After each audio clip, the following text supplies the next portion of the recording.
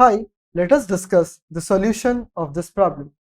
In this problem, we are given that a base of an isosceles triangle.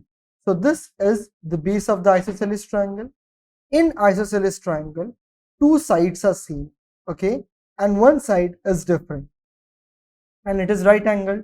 So what we can do is we can say that this part and this part is same.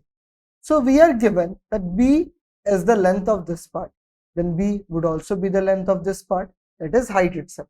So base and height have a length of B. Now you need to find the number of squares with size 2 cross 2, that is length and breadth, that can fit in a right angle isosceles triangle. This is what we need to do. Now it can be seen that if this is 8, then we can fit 1, 2, 3, 4, 5 and 6. But how are we doing that?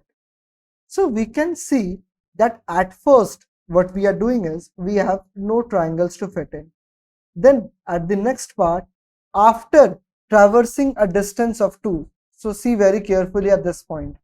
After traversing a distance of 2, we are able to increase one triangle.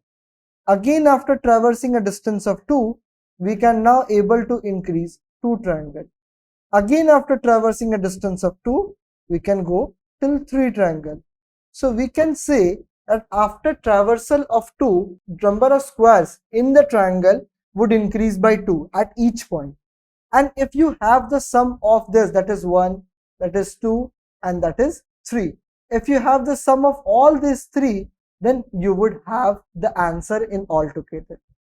Okay, this is how it can be done. Okay, now to simplify upon this, what we can say is, if B is greater than 2, then length minus 2 divided by 2, that is we divide the length by 2 and subtract the 2. Then what we do is we need to traverse this part. So we decrease the traversal, B minus is equals to 2, and this should be greater than 2 itself. Okay, now let us start the implementation itself.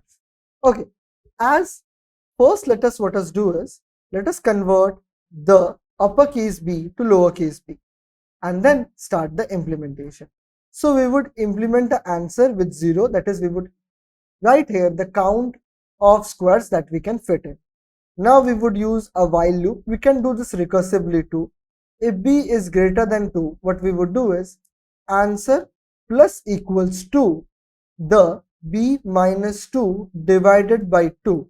And then we need to decrease the B by 2 because we need to traverse that point. So B minus is equals to 2. And then we just need to return our answer. Let us see this. Yes, we are getting a correct output on the compilation test case. And yes, it's done. Thank you and have a nice day.